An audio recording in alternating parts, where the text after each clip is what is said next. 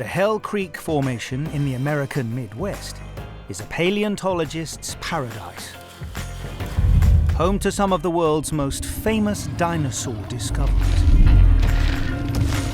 But Clayton Phipps is no paleontologist, he's a cowboy. And today, he thinks he's uncovered something truly elusive. I found a nano. That's a pretty one, huh? Clayton has lived his whole life here. But 25 years ago, he and his brother stumbled across a gold mine of dinosaurs, right on his land. From that moment, his life as a rancher was over, and a new one had begun, as a fossil hunter. Go your way, your way. It's just fun to be able to come over here and, dig. If I feel like getting a fossil fix, I come here. One more theropod tooth. That one could be a dromaeosaur. It's a big fat dromie if it's dromy. These serrated teeth came from predators. And if you're wondering why Clayton's putting them in his mouth, it's not for the taste. Dino bones are porous, with tiny tubes for strength and to allow air or liquid to pass through.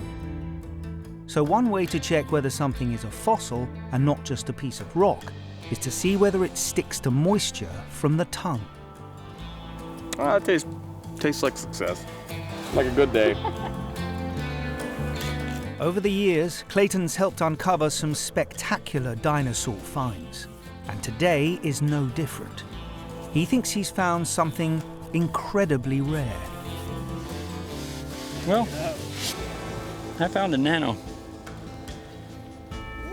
That's a pretty one, huh? It's not a T-Rex, but it could be nanotyrannus. I think it is. Yeah, I believe it's nano. Very nice tooth. Are you happy about that one? Heck yeah. Clayton thinks this tooth belongs to one of the most elusive dinosaur species known to science, the nanotyrannus. Some say this dinosaur was a cousin of Tyrannosaurus rex. It would have looked similar, but have been a fraction of the size. Clayton's latest discovery could bring us one step closer to resolving a hotly debated question. Because many paleontologists think nanos didn't exist at all, but they may have just been juvenile T-Rex. So this tooth might be a very important clue. That's cool. Good find. Certain individual would argue that it is a T-Rex tooth, because nano does not exist, but they'd be wrong. Well, I found teeth like that were unquestionably that size, that were unquestionably T-Rex teeth. That is a blade tooth. That is not a banana rex tooth. As a professional fossil hunter, Clayton sells some of the fossils he finds. But he also collaborates with paleontologists, such as these scientists from the North Carolina Museum of Natural Sciences.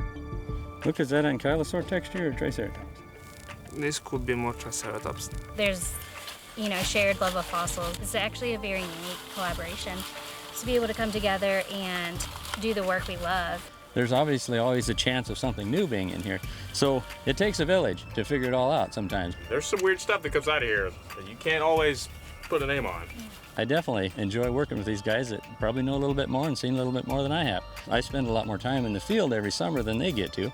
So the field work is something that I can excel at, and I like to find them so they can study them. It's just fun to share that information. The role of commercial fossil hunters is not without its critics in the world of paleontology. Bones sold to private collectors are unlikely to be studied for science and can push up prices. But in this remote wilderness, fossils left exposed could easily be destroyed, long before they're seen by human eyes. Because if we don't find these fossils, they do weather out and they're gone. So I like to say I'm saving them from a second extinction. Thanks to Clayton, many more stand a chance of being discovered to tell the story of the dinosaurs who left them behind.